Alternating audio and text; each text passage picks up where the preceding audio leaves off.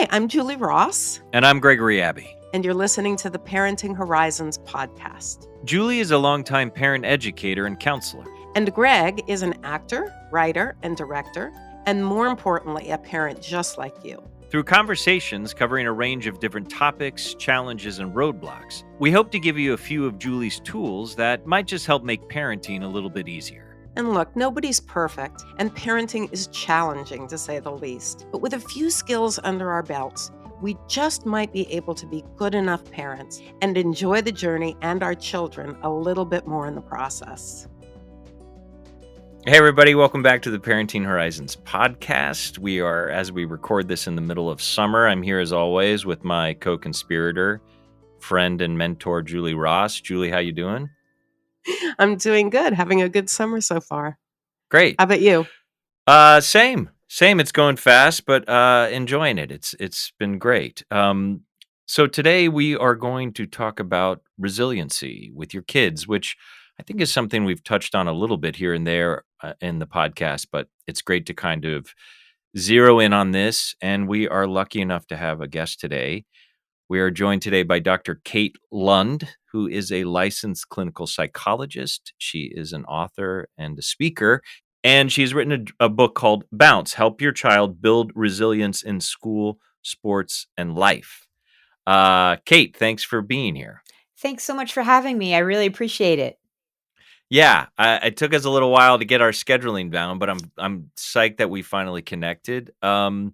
So before we dive into our conversation, can you tell us a little bit about your history and just sort of how you came to the work you're doing today? Sure, absolutely. So I'm a licensed clinical psychologist, and I've been that for about 20 plus years. I'm a mom. I have 15-year-old twin boys who keep me on my toes. I've been married for 25 years. So that's a hard one to swallow, right? 25 years. How did that happen? And, really have been fascinated by this idea of resilience and how we can move through and beyond challenge in order to maximize our potential within our own unique context, because we all have, a different context. We're coming from different places. And that sort of passion / interest goes way back to when I was a child, growing up with this medical condition called hydrocephalus, which, had me in and out of the hospital a lot, had me coming back to school, looking different, feeling different, all of those things. And, had to, with a lot of support, figure out how to move forward.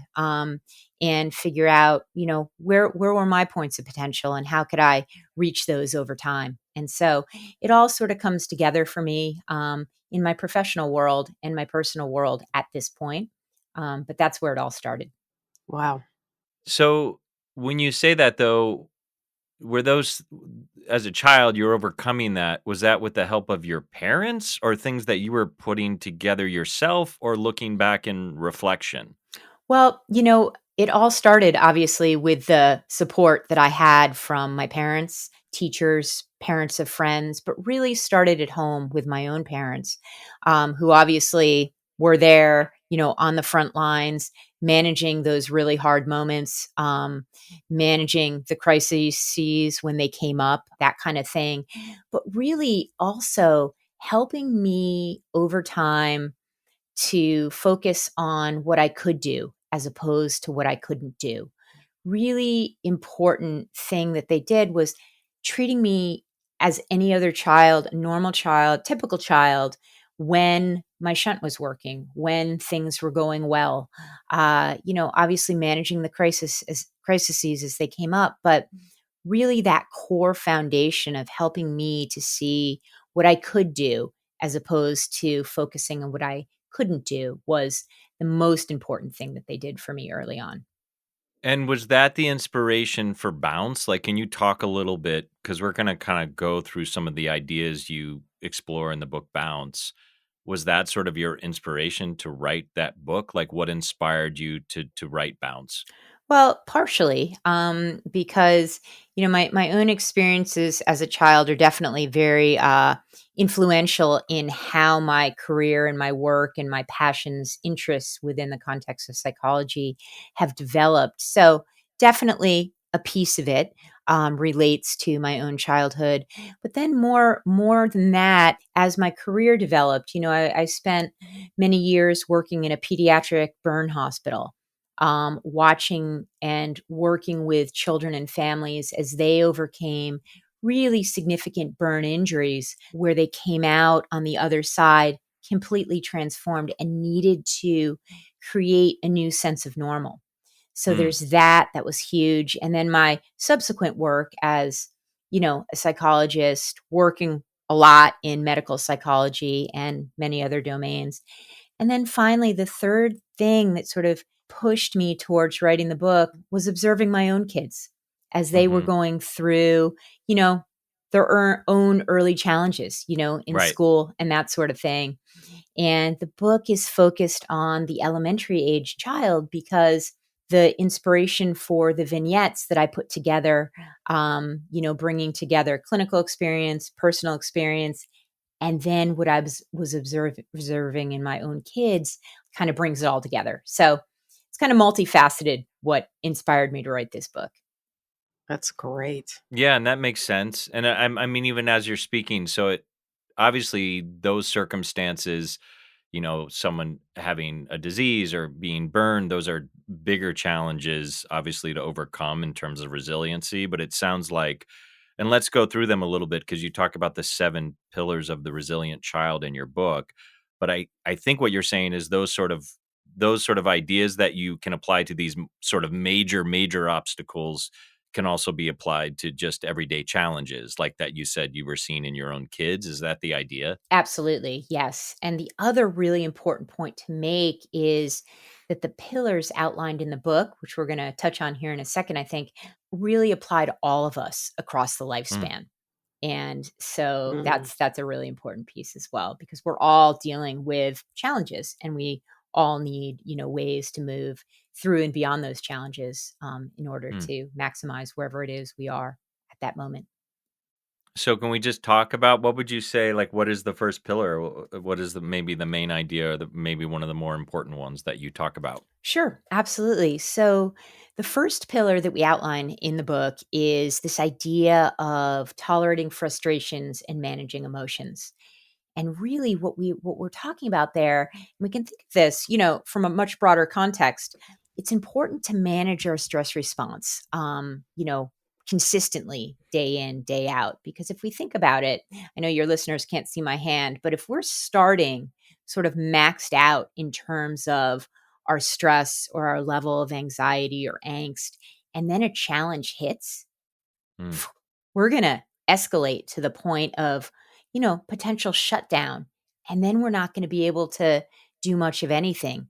So it's really integrating this idea of managing our stress response on a consistent basis so that we can start from a more level, sort of even place, such that then when a stressor hits, and it's going to hit, right? We all right. face stressors day in, day out. We might just escalate a little bit, but it won't shut us down. We'll still be able to move through and beyond that stressor in a way that allows us to move forward and, accomplish what we hoping to accomplish. So how do you keep that stressor, like if we talk practically about your own kids? Because it sounds like if you're saying if the child is already topped out with a high level of stress, then when something happens, they can, like you said, maybe even shut down. So is there a way that you go into that to keep that stress level sort of, whatever, moderate Sort of in modulated. between? Yeah. Yeah, Yeah. yeah. Yeah. And so it's really a question of helping our kids to develop strategies, ways of thinking from the very beginning. They're going to help to modulate that stress response. So it's going to look different sort of across the developmental continuum, right? So, for really small kids, maybe one of those bubble wands or, big belly breaths or making it fun in some sort of a way, but physiologically, we also know that we're helping them to manage their stress response, before they're able to sort of cognitively put those pieces together. And Mhm. then, kind of continuing on that same thread as kids get older, with perhaps more explanation, more discussion of what it is these techniques are helping them with, might integrate some specific breathing techniques, some specific visualization techniques as kids are older, getting older, and able to integrate those, and helping them to understand the importance in terms of how are they feeling before we practiced and how are they feeling now. And oftentimes, this is much easier said than done, right? It takes Sure. time to integrate these ideas, these principles. I mean, with one of my own boys, I really tried early on because he had some tendencies towards being pretty anxious. I was like, "Oh, Mhm. dude, let's do this thing. Let's practice this thing called heart math. And let's sort of really try to manage this." Took a really long time. He'd do it with me a little bit, kind of Sure. hesitantly, but it's not until the like these days he's, working with apps, he's doing Headspace because he's made the connection for himself at 15. And I think Right. that's really an important point to make because, this isn't going to happen with a push of a button. It has to be integrated with consistency over time. But these are the principles that we're trying to instill, and they have to sort of build on each other to Yeah. become solid over time. Well, and it's not a magic, and we talk about this often Right. on the show, like, it's not a magic panacea, like, all of these things take time to integrate. Right. It's not like a fix-all thing that suddenly just works, and I guess that's what Exactly. you're saying, right? So these are specific techniques you can come in and start to use, but they need to build over time. Right, exactly. And then, there are other things. There's, helping a child to, sort of build a sense of self awareness. What are their triggers? What are the things that really are stressors in their lives? And again, this is going to happen on a developmental continuum, this understanding, this ability to be aware on that level. But we want to start to introduce those concepts early.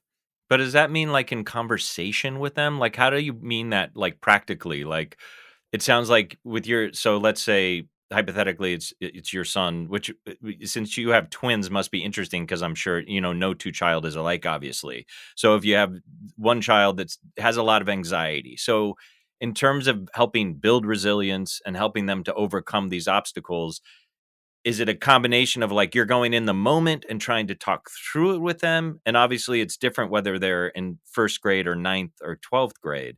So can you speak to that a little bit? Like, practically, what do you mean? Is it like, what does a parent can do? And obviously, if you read the book Bounce, you can kind of get the specific techniques, but how does it practically implement for you? Right, absolutely. That's a great question. And it really is about sort of grounded in our relationship with our children, right? And what we're noticing, what we're observing.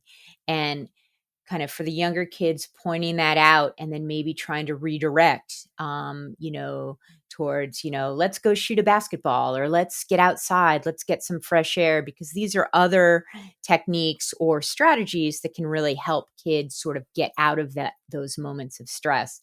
But really it does become about the relationship that we're fostering with our kids, about the conversations and the discussions that evolve over time, starting sort of in a more kind of simple form and then growing to be a bit more complex as a child is able to integrate those concepts.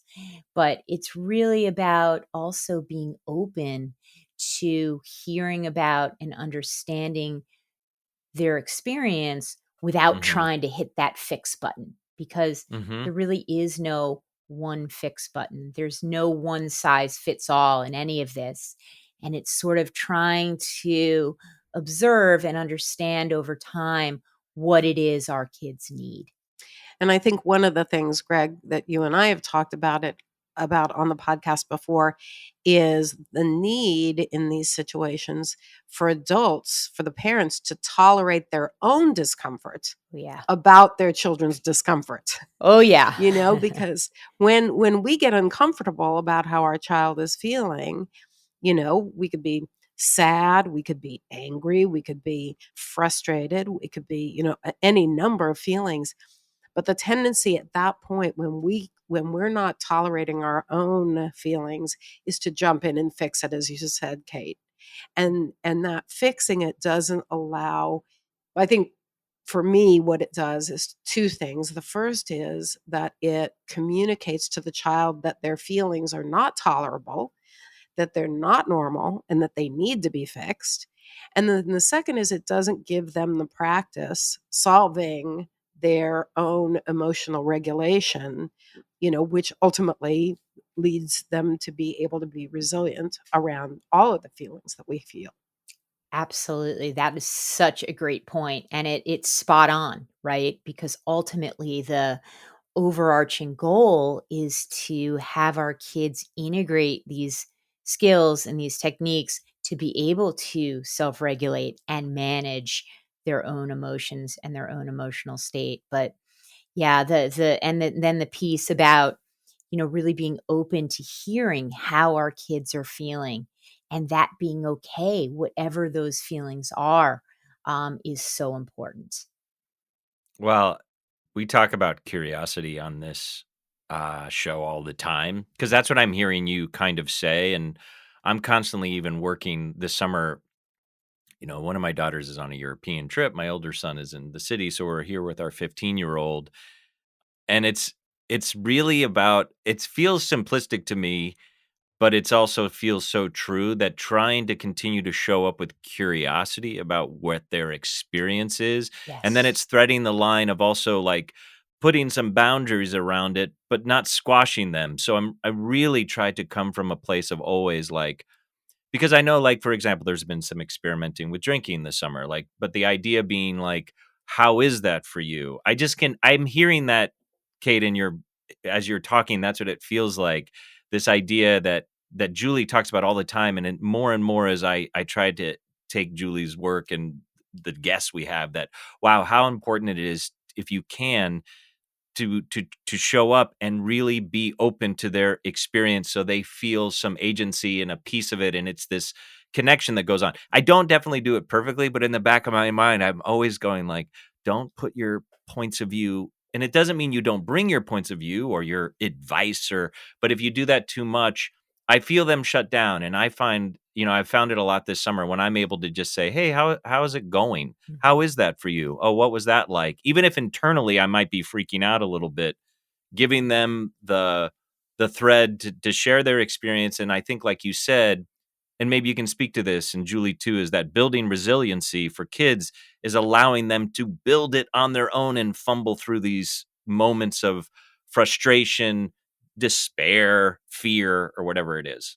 Yes, that is such a great point, and again, spot on, right? And not always easy. I mean, because I know from my own personal Hmm. experience when my kids are struggling or there's a topic that comes up where, I just want to be like, absolutely not.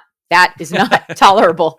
Um, it's not exactly, it's not the way to go because that will cause shutdown. So it's being open to those experiences and being able to tolerate our own responses in a way that works. And so that then circles back to this idea of us, as parents managing our own stress response in a Hmm. consistent and, you know, realistic way that works for us so that we're not in a spot where, we might escalate to the point of shutting down ourselves and then shutting down our kids.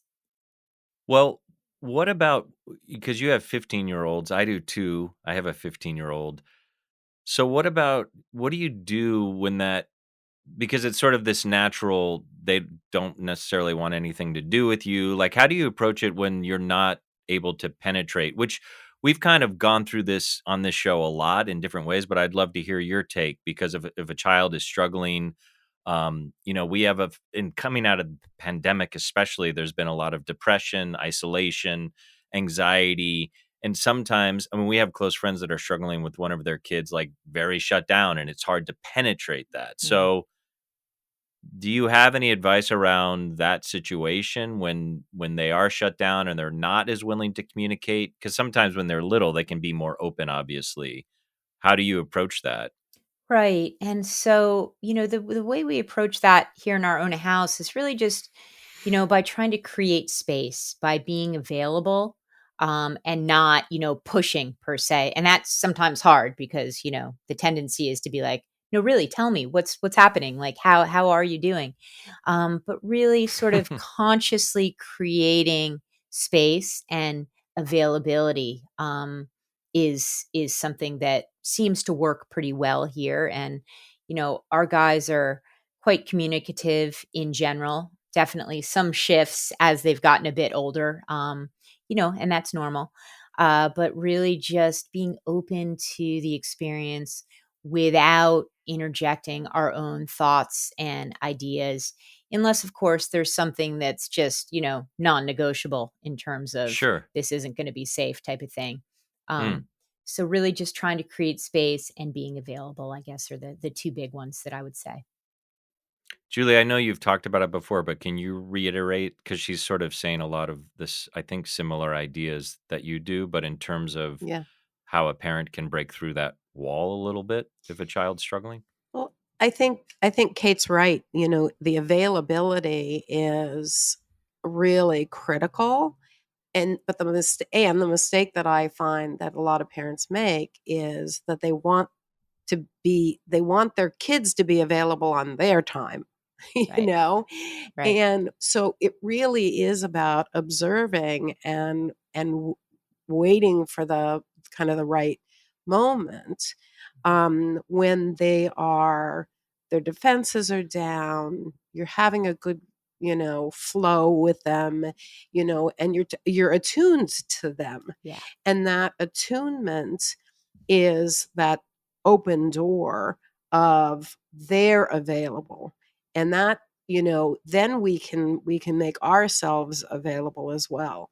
But I often say, our job as parents is to open the door to communication, Mhm. but not to reach through, grab our kids by the collar and yank them through that door.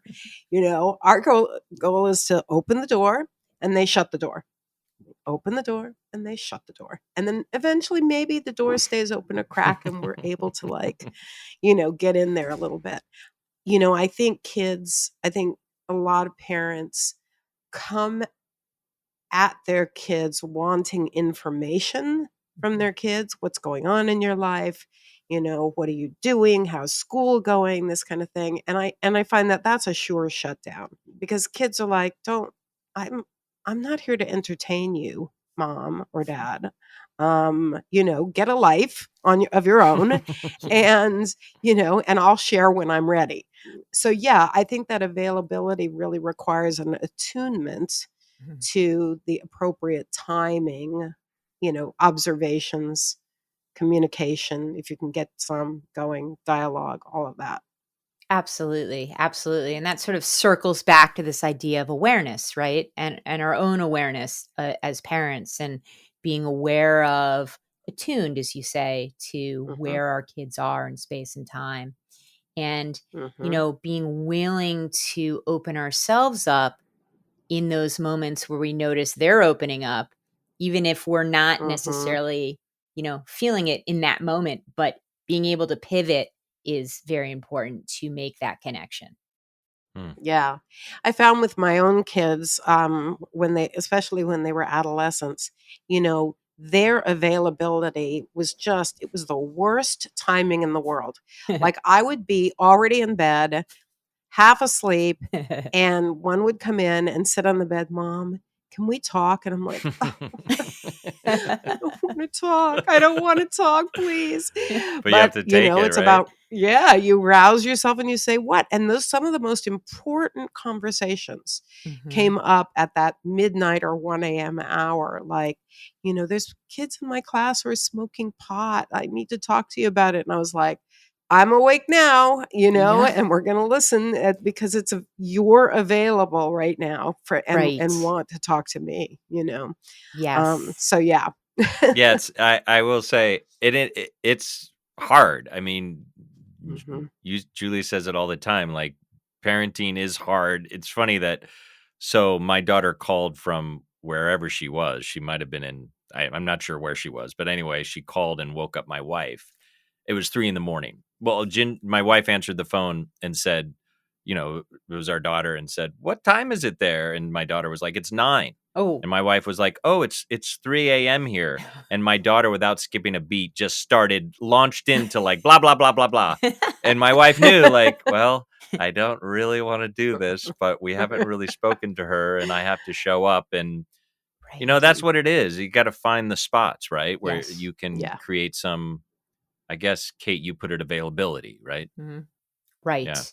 Yeah, and that connection, and so powerful, so much power in those connections. And so yeah, this ability to kind of pivot and be open when we're sensing that our kids are open. Can you talk a little bit? I'm kind of looking at some of the stuff I wrote down. Is one of the pillars, and we probably kind of touched on some of this a little bit, is developing confidence. Yeah, yeah, sort of this idea of, confidence in self, confidence to reach goals, to achieve what, it is they want to achieve. And that happens again sort of along the developmental continuum, and we can help our kids move in the direction of confidence. And confidence is something that helps build resilience as well, by encouraging them to move outside of their comfort zone, to Mhm. take risks in a reasonable, calculated sort of way. For younger kids, sort of creating a scaffolding, a support system for helping those steps forward to be taken, that sort of thing. And really, sort of as parents, we can drive that over time by, floating ideas like, Mhm. maybe you want to try wrestling this season or something along those lines. And also being open to them trying things that might scare us, right? Mhm. Um, as long as it's, done within a safe context, that sort of thing. But all of these things can help our kids to become more confident, more self assured, and ultimately more able to move towards their potential. Yeah, I Julie, can you also think go go ahead? ahead. I'm sorry.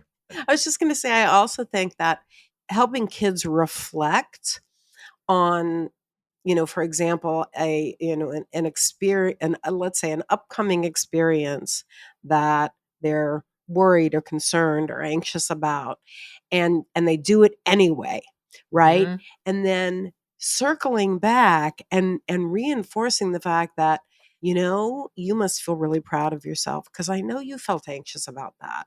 And you did it. And Yeah. then they can say, "Yeah, but I didn't like it." And you can say, "That's fair." Mhm. And, I just think, for trying, you should feel good about yourself.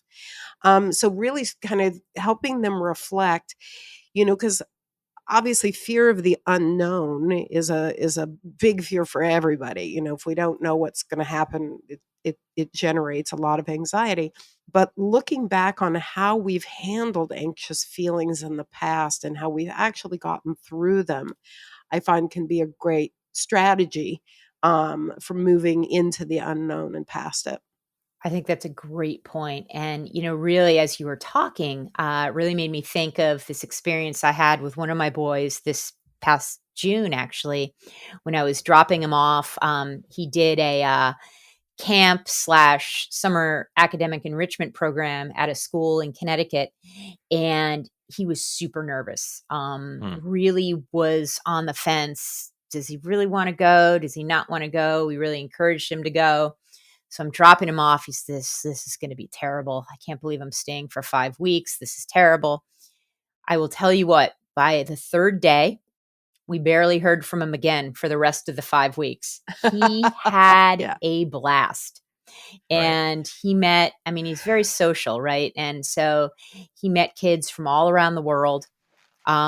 Is just, I mean, it was really a transformative experience, but it's been cool to see him reflecting back on this idea of, the fear initially and not wanting to go, and, Mhm. really being convinced this was going to be terrible. And Mhm. it turned out completely differently, and has really been a catalyst for how he's thinking about this next school year now that he's back at home, that sort of thing. And, That's great. there have Yeah. been several experiences like that for him over the past year.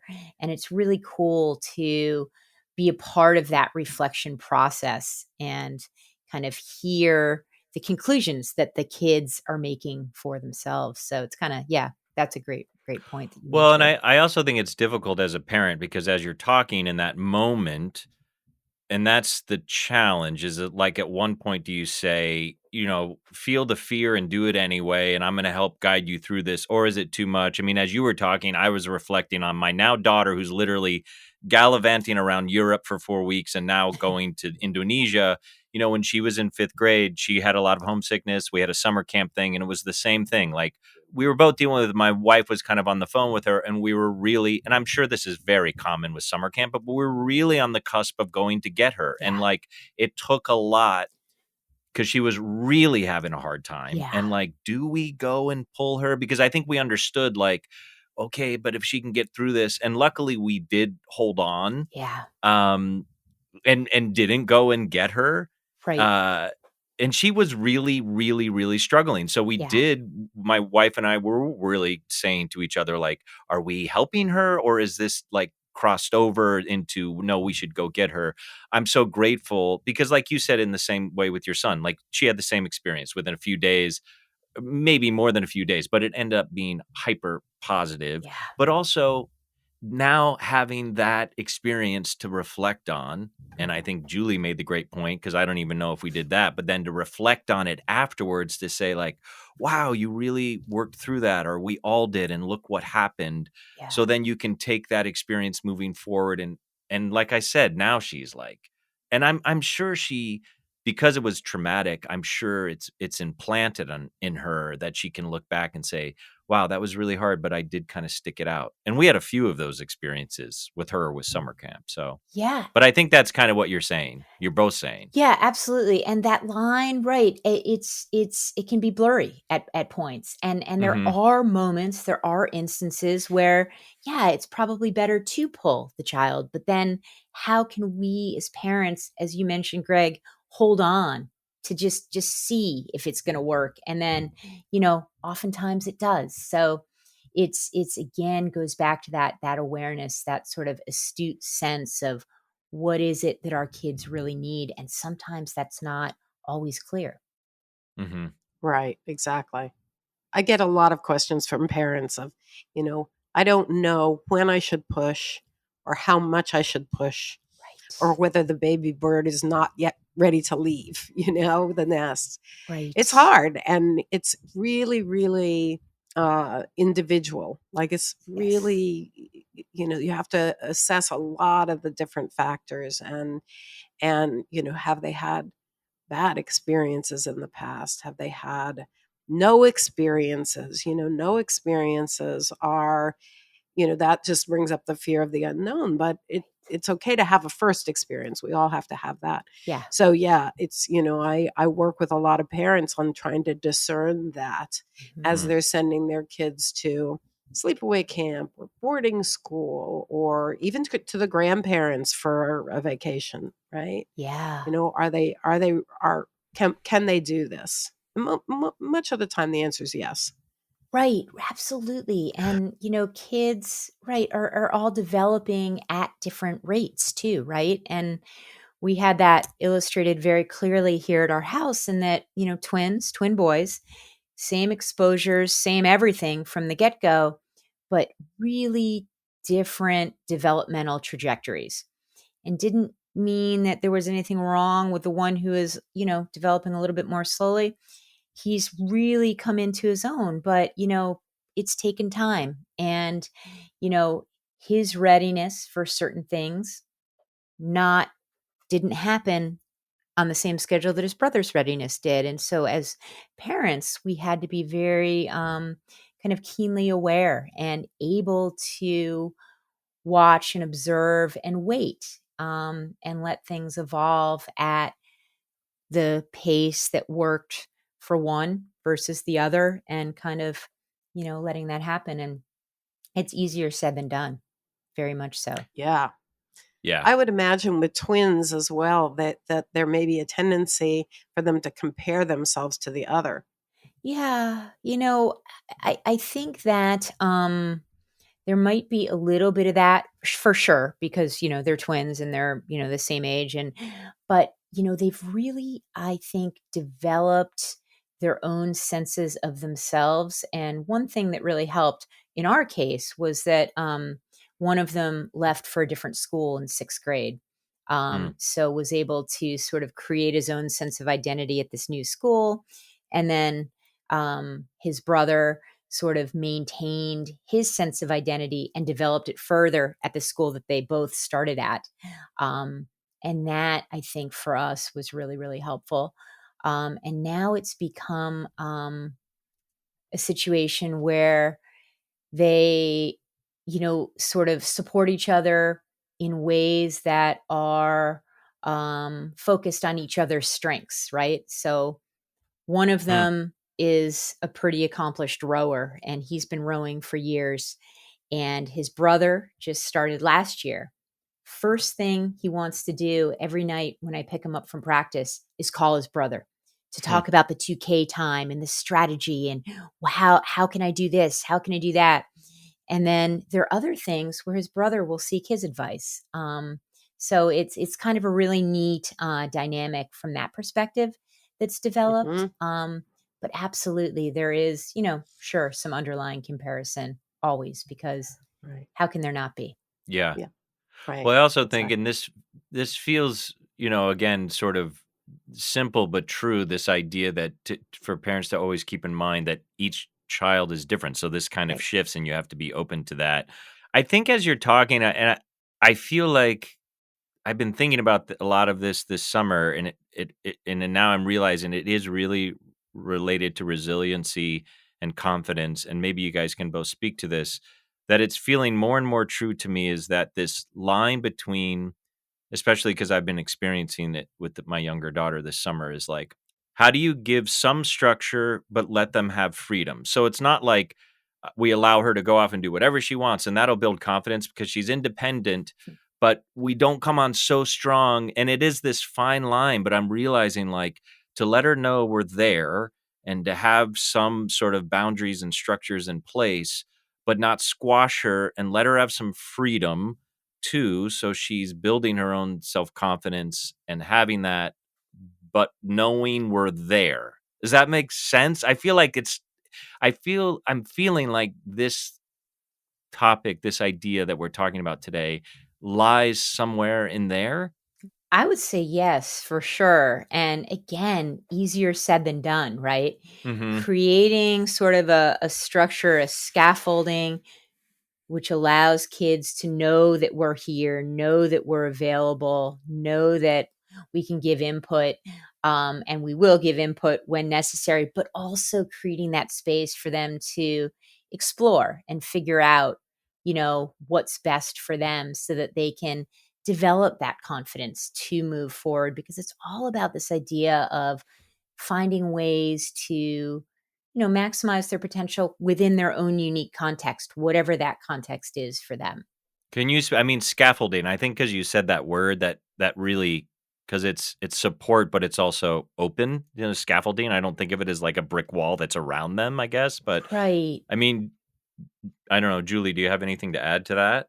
I think none of us have crystal ball, right? Right. So we can't and there are no guarantees in life, Right. right? So there's no magic wand that we can wave. There's no crystal ball that we can look into and say this is going to be the best path. Stephen Covey says, and I really like this, that the best thing that we can do is have a destination in mind, Mhm. and then, just like an airplane, if, we take off to that destination, we feel like we're heading in the right direction, but maybe a weather pattern comes up. So we have to detour, Mm. and course correct all along the way.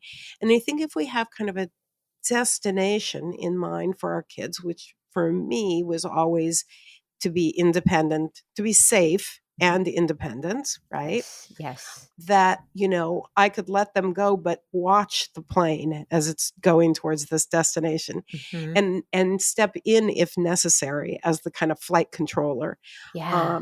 by setting a boundary um, giving a consequence if necessary. Hmm. And then they learn from that as well as their experience.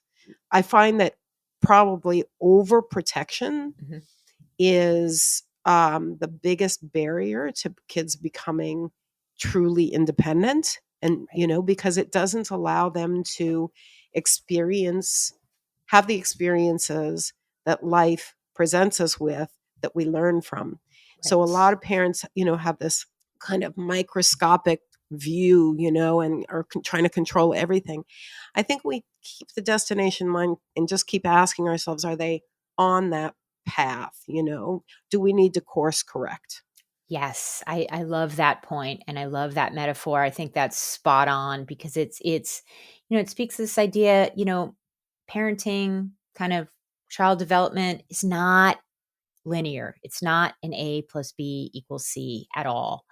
Hmm. And and it's going to look different for all kids, right? And again, we kind of saw that here because one of our boys, he moved on to a different school in sixth grade, and we haven't touched any of his stuff school related. We just let him manage it because developmentally he was in that space, right? Starting in sixth grade. Our other one, needed a little bit more scaffolding, needed a little bit more sort of support along the way. But now is at the point where, he too is managing it. It just was a different timeline, a different trajectory. And that's fine. And so being again aware of what it is our kids need in that way, so that they move towards that ultimate destination that we're hoping for, safe, independent, you know, Hmm. confident adults is the big idea. And so, but I love the way you put that, Julie. Thank you. I mean, I know we can't go through all 7 pillars, and we've covered a lot, but is there any other maybe one in there that you would wanna maybe touch on that you feel is important or, I guess, yeah, helpful? Yeah, well, so I guess the one to sort of mention would be this idea of sort of from a younger kid perspective, sort of navigating friendships and social No. pressures. But Mhm. really embedded in that is this idea of understanding and appreciating individual difference. And I think that's such an important concept, to be embedding, instilling in our kids early on, and then developing over time. Because it's this idea that we're all coming from different contexts, different places, different experiences, and need to have that space, that ability to flourish within our own unique context, whatever that context looks like for us. So, really being able to appreciate that idea in ourselves as well as in others, I think is really, really important. And why though? What does that do for the child to start instilling that value? Is it because it's sort of the compare and despair, like, so even for themselves that they can honor their own differences, like, if they are different or they don't have the cool thing, or is that the idea? Yeah, well, that they can honor their own differences, that they can appreciate their own differences and sort of appreciate who they are despite those differences. But really, more importantly than that, in my mind, is that they're not tearing other people down for being different Mm, or for, not being, you know, one of the cool guys in the group or whatever, the perceived cool guys in the group, that sort of thing. But just letting letting kids, peers be who they are and that being okay, is not only going to strengthen their own resolve, sense of self, but it's also going to, you know, help those around them do the same. Just, I feel, a really, really important piece, particularly early on in relation to bullying and that sort of thing. mm. I found in my work that this idea really helps in the bullying scenarios. If kids can really understand that we're all different and that's okay, and let's kind of flourish within whatever context. is ours or yours or whatever. Yeah, and Julie often talks about instilling, I mean, because it sounds like this idea we talk about a lot, and Julie does, of instilling your values Hmm. in Yes. kids from a very young age too, right? Yes, absolutely. Yeah, as a matter of fact, in the middle of the night last night, I was thinking about the concept of kindness. I feel Hmm. like the environment in which we're currently living Yeah. has drifted away from kindness. Hmm. And I was thinking, I think we need to focus. I think parents need to focus on how to teach that Hmm. quality or trait. Hmm. Kids are born empathetic. Hmm. If you've got a nursery full of babies at the hospital and one starts to cry, pretty soon they're all crying because they're empathizing on some level, on a primal level with the other babies. But I think that somehow that needs to be reinforced Hmm. as they get older because obviously parents are not the only influence on their children. Mm. Right. We've got the media, we've got the social environment, we've got the political climate, which all starts playing a role earlier, I think, now than ever before because Hmm. of the exposure to media that kids have. And so I just was thinking about, how can we instill the importance of kindness, and the Hmm. idea of pointing it out, when you see somebody being kind to someone and your child is there. Um, Yes. I was walking down the street and there was an older woman, it's probably my age, but she had a cane and she was trying to get up on the curb. Mhm. And there was a young woman standing right there who offered her arm. And I thought, Mm. that's kindness, Yes. right? That's kindness. And pointing out, when your child has done something kind. Hmm. Sometimes I think parents try to change their child's behavior by Yes. pointing out what they did wrong instead of Right. catching them doing it right. So, Yes. I was just, that was my, 4 a.m. musing last night, was this idea of kindness and how do we teach that? Because I think it's really getting more and more important as you know There's a things, lot the of environment. vitriol out there. Yeah. Exactly, Yes. a Yeah. lot. Yeah, that's Yeah. that's that's a great point and absolutely so important, and we can really, as you mentioned, model that kindness, observe and point out moments when our child is being kind, and yeah, that's so important and so powerful. So as we sort of wrap up here, we usually do this on every episode. So we always cover it's this large expanse of, today we talked about resiliency and how to build confidence in your child. So if a parent listened to this episode and they're going to walk away with maybe one thing, which sometimes can be difficult to narrow it down to one thing, but Kate, is there one thing you would want parents to keep top of mind maybe around this idea of resiliency? Right. Well, sort of circling back to the beginning, it's really focusing on this managing stress response, helping our Mm, kids to integrate that into their way of being just as a natural part of what they do. And then also, despite the challenges that come up, the challenges for us, for our kids, et cetera, really focus on the possibility for our kids, the possibility for ourselves. Those are the two things that I would really say, to focus on. Yeah, I like that. great. Well, this has been awesome. I'm glad that we finally got to connect. Yes. Again, our guest is Dr. Kate Lund, and the book we've been talking about today is called Bounce: Help Your Child Build Resilience in School, Sports, and Life. Kate, I know you have a website, right? If people want to learn a little bit more about you and your work. Sure, absolutely. It's www.katelundspeaks.com. Oh, Okay, great. great. I hope people will Perfect. find you and get the book. It sounds great. We really appreciate you being here today. Awesome. Well, thank you Yeah. so much for having me. I really appreciate it.